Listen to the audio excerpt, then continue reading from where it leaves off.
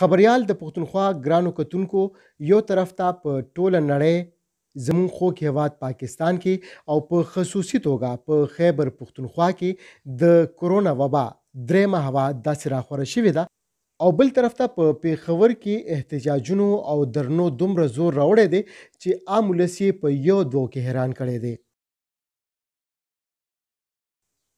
یو طرف ته حکومت په سکولونو بندولو او بازارونو کې په جزوي لاک ډاون لګولو خپلې هڅې توندې کړې دي چې په هر صورت دی په حکومتي احکاماتو عمل وکړی شي ګنې نتیجه به ښه نه وي. او بل طرف ته د خیبر پښتونخوا د صحت د شعبې سره تعلق لرونکي زنانه او نارینه نرس سټاف د خپلو مطالباتو لپاره په پیښور کې پنډال ګرم کړی دی.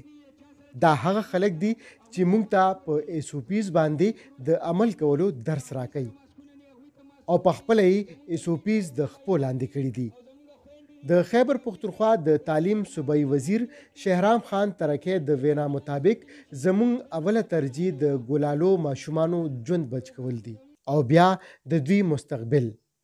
یو سوال د واکمنو نه دا پیدا کیږي چې آیا د نرسز سټاف سره راغلي دا ماشومان په کومه زمره کې راځي؟ د دوی خیال به څوک ساتي؟ دام د سوچ خبره ده. د صحت د شعبې واکمن وایي چې د کرونا دریم لهر یعنی درېمه هوا ډیر خطرناک صورت اختیار کړی دی. احتیاط او فاصله ساتل یې واحد حل دی. نو بیا دا د ټولې صوبې د هسپتالونو دا نرس سټاف د کرونا وبا نه مبرا ولې ګرځولی شوي دي؟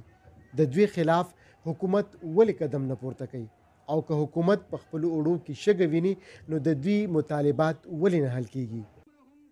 د خبریال ګرانو کتونکو دا د خیبر پښتونخوا د ټولو هسپتالونو نرس سټاف دی او دا هغه ګلالي ماشومان دي چې د کرونا په وجه حکومت سکولونه بند کړي دي او په سړکونو او چوکونو کې په سبق ویلو مجبور دي.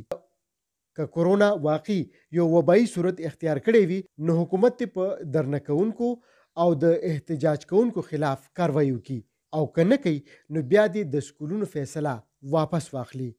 زه خبریال د پښتونخوا یم.